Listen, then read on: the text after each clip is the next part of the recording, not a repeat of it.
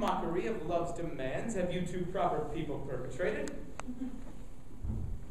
The Reverend and I have an understanding. And what do you understand?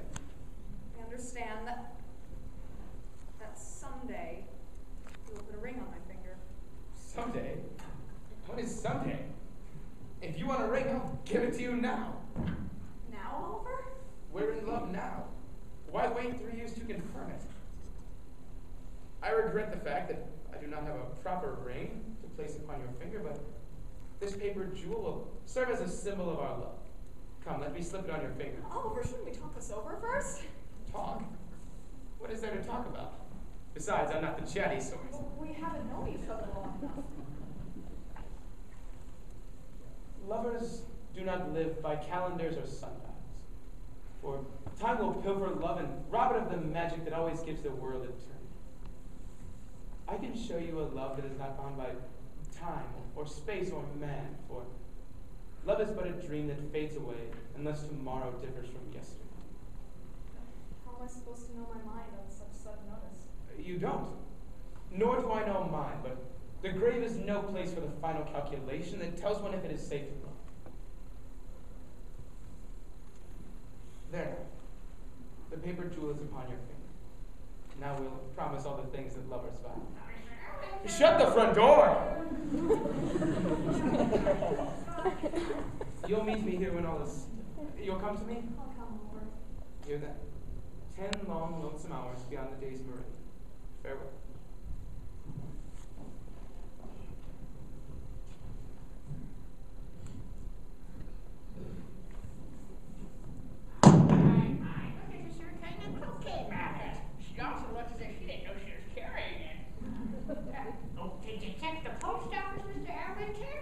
For what? The potion, of course. Ah, yes. I have it on my person here somewhere. Very good. It's a very small package. It doesn't take much. The stuff is in excellent conditions.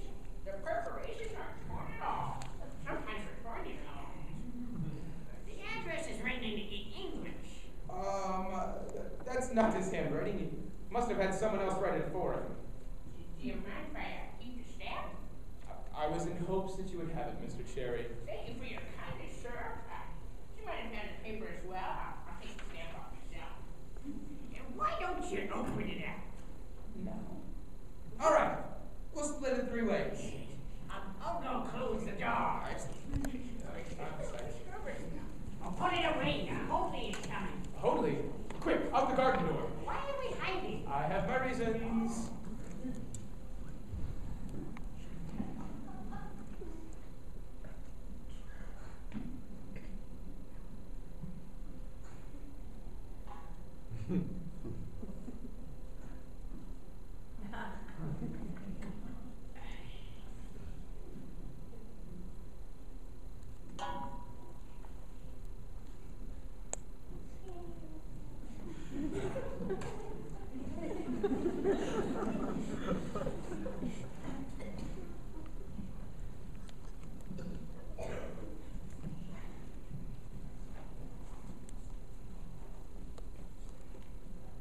By the shortest of kilts, it's Scotch. Scotch whiskey. Here we go. Gentlemen, I assume that you are both opportunists. You first. You first, Mr. Winter.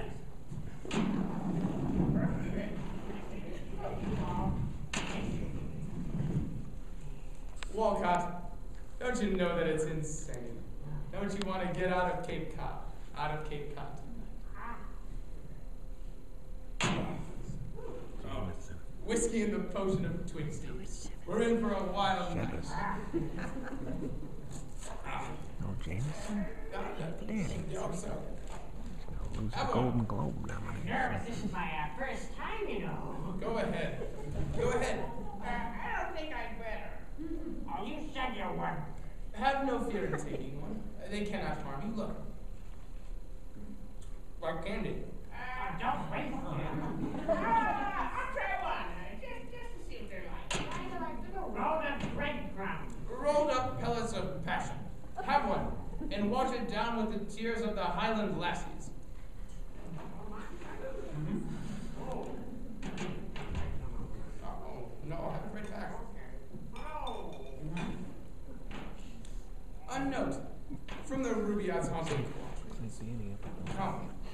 Fill the cup, and in the fire of spring, the winter garment of repentance fling. The bird of time has but little way, and lo, the bird is on the wing. Mazel tov.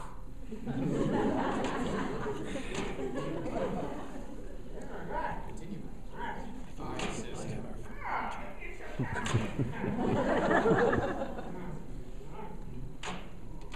Mr. Cherry, don't run out here. How do you feel? I don't feel anything yet. Have patience, my friends. The potion is up against enormous odds. Here we go. Have another.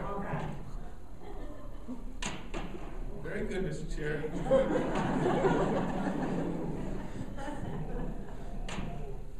How do they taste? I can't even taste anything.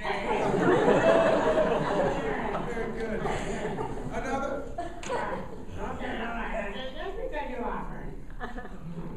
That sounds just fine.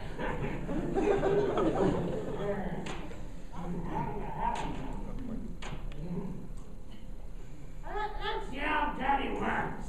Well, why? Why? For the fun of it. That's why. Okay. All right.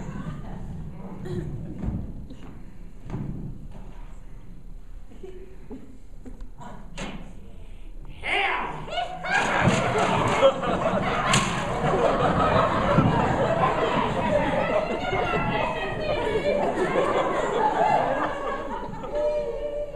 Now, Mr. Beebe, give it a worse one.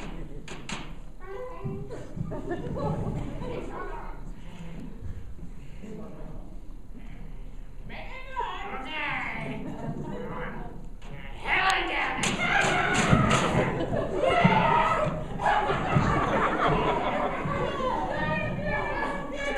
Excellent. Mr. Beebe, give it your worst one. Make it dirty.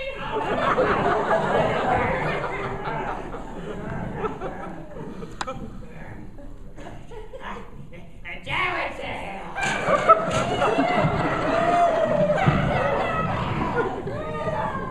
Oh, very good. Go to bed!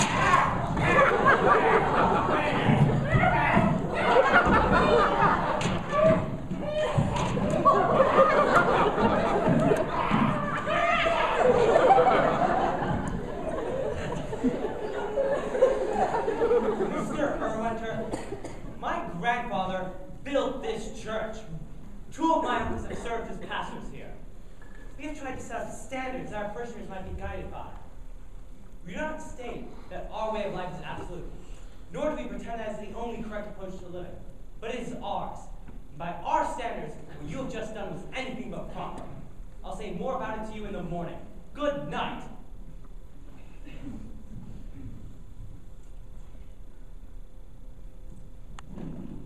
To some it would appear a low and cunning trick without a purpose. But there is more to come.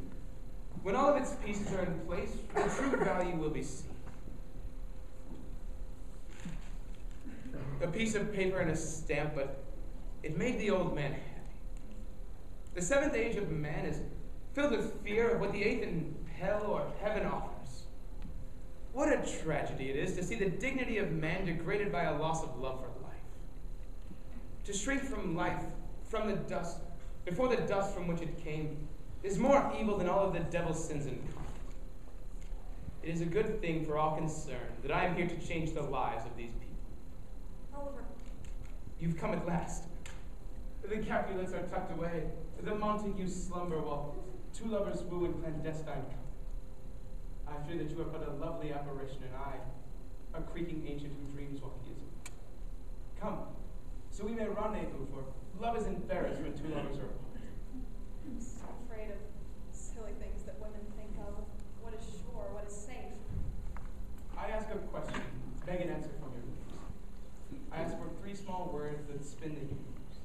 Most women prefer to have the man say it first. Then I say it once. I love you, and damn myself for having tarried. The world is full of women of all shapes and sizes who love to peddle for security, but none that have moved me until now. only ask that you whisper once that you love me. It seems a bold thing to say, yet say it. I love you, Oliver. There. It is done, and now we are one. Come, so that I may kiss the fingertips with lips that mute before the wonder that you bring to me. The devil shreds his horn in anguish at his failure to prevent a love so pure and so simple. Oliver, this is quite an unusual situation. We have problems to face. We have to be practical. High noon is the time for being practical. Midnight knows no reason. How are we going to live? Live? What's going to keep us from living? We can't live on nothing. You will have to find work of some sort. You leave that to Oliver Irwin. And we'll have to find some place to call home. Of course, my sweet, but we cannot look for it tonight. If we marry, there may be more than just the two of us. You have relations? I mean that we may have babies. Mrs. Gross is calling me. Good night, Oliver. No kiss yet.